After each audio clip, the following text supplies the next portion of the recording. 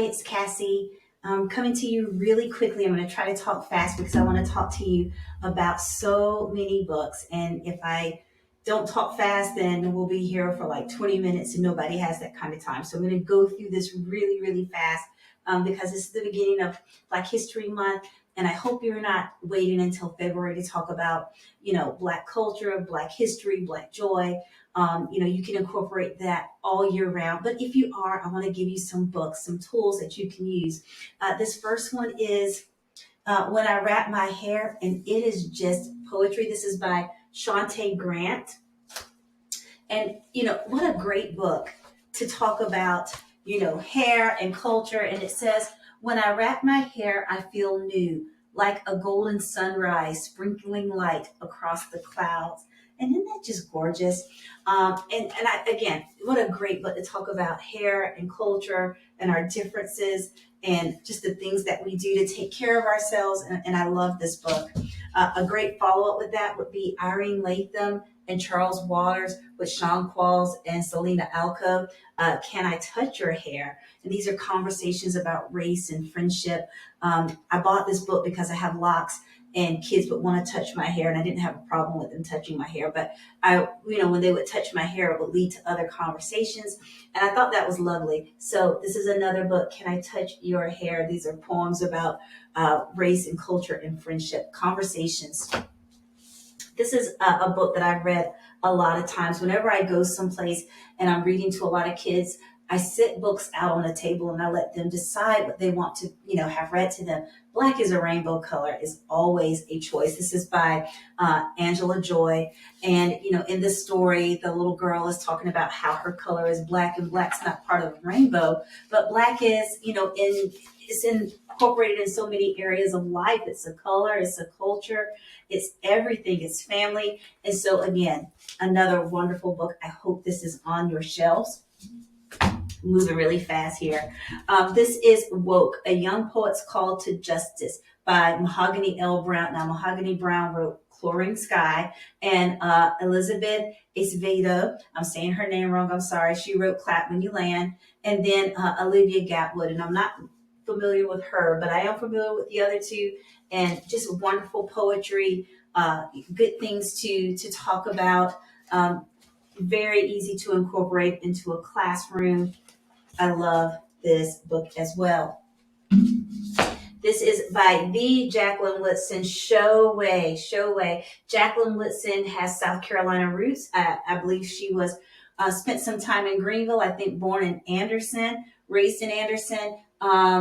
She is probably one of the most decorated children's writers in the world. She is so fantastic. But Showway is the story of those Showway quilts and how they led enslaved people to freedom. And I used this book a couple of months ago with a group of students, and we talked about the legacies that families leave you, and how in this story, she's kind of looking back and talking about the different things that were passed down through her family. Wonderful, wonderful book to talk about family legacies. And also you can go online and find these printable Showway quilt patterns and have students create patterns, and just another good way to explore culture. Now, if you are an ELA teacher and you don't have this book by the Jason Reynolds, There Was a Party for Langston, King of Letters, then you need to have it, because I know that you teach mother to son. And everybody teaches mother to son. And there's this wonderful page in this book that says, Langston was the best word maker around, could make the word mother feel like real warm arms wrapped around you, giving a snug hug.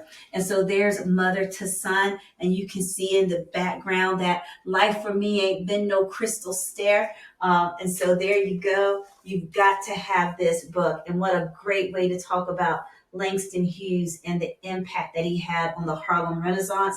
They talk about Maya Angelou, Amiri Baraka. There's all of these wonderful writers included in this story. And there are so many more, but I have to end with this one because I decided I was going to keep this about 5 minutes, not too much longer. This is Big by Vashti Harrison, the #1 book in the United States right now. This is the Caldecott winner.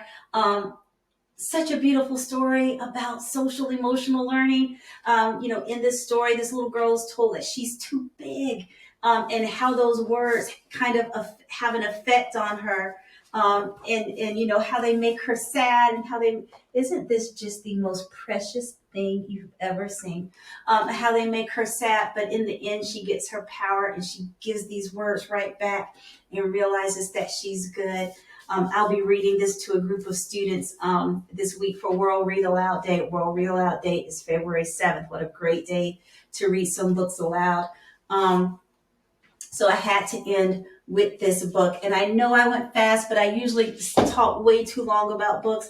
And I just didn't want to make it a long video. I wanted you to have a chance to see some books. I'll come back in a couple of days, maybe next week, and tell you about more books.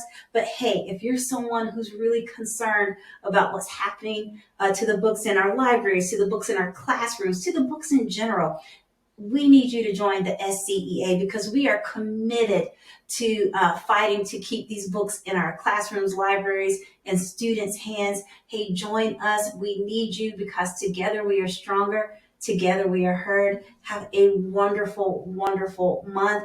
I'll be back with some more books. Take care.